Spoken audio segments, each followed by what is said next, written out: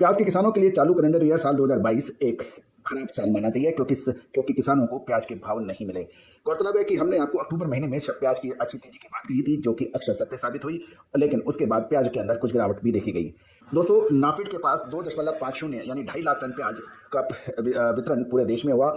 इससे किसानों को पूरा लाभ नहीं मिला, ऐसा कुछ किसान संगठनों को कहना है।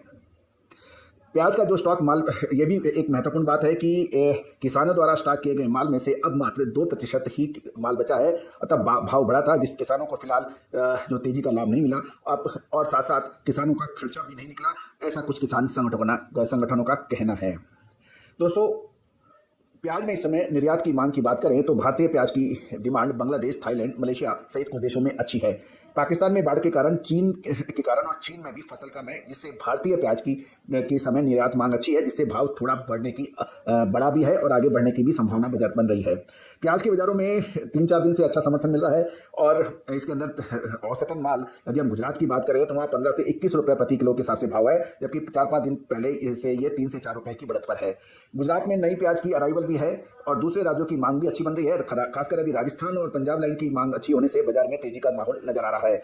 गुजरात में नई आवक शुरू होने लगी और पुराना माल अब बहुत अधिक नहीं बचा है।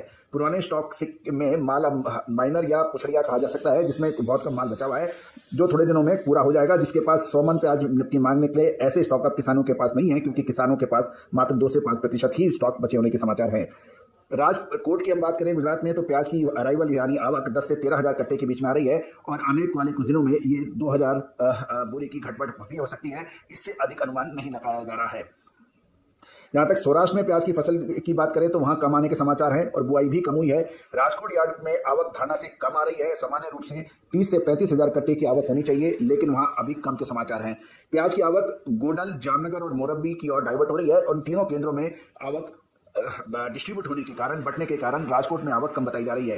प्याज में वर्तमान में नई प्याज की आवक का जो फ्लो है, वो देशावर का व्यापार सहित स्थिति को देखते हुए अभी भी ये 25 से 50 रुपये वृद्धि होने की संभावना प्रति क्विंटल बढ़ रही है।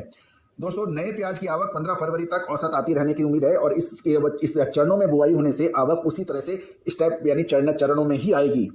दोस्तों, प्याज के भाव 5-7-10 दिन अच्छे रहने की संभावना है, इसमें तेजी की संभावना बन सकती है, लेकिन एक बड़ा प्रश्न ये होगा कि इस तेजी के अंदर माल बेचकर निकलना चाहिए या रुकना चाहिए। इसके लिए आप हमारी विशेष रिपोर्ट के लिए संपर्क कर सकते हैं। दोस्तों, याद रखना, चाहे साल 2021 हो या साल 2022, हमने प्याज की तेजी और मंदी का सटीक विश्लेषण आप तक दिया था और आपको याद होगा, हमने आपको यह भी कहा था कि प्याज की शानदार सरकार बफर स्टॉक बनाने के बावजूद कि अक्टूबर महीने में प्याज की शानदार तेजी होगी, ये हमने अग्रिम विश्लेषण दिया था, जो कि अक्षर सत्य साबित हुआ। दोस्तों, अब आगे क्या होगा, इसके लिए संभावना क्या है, इसके लिए रिपोर्ट के लिए आप संपर्क कर सकते हैं, लेकिन 4-5-7-10 दिन प्याज के अंदर अच्छे रहने की उम्मीद है। All the very best, good luck है।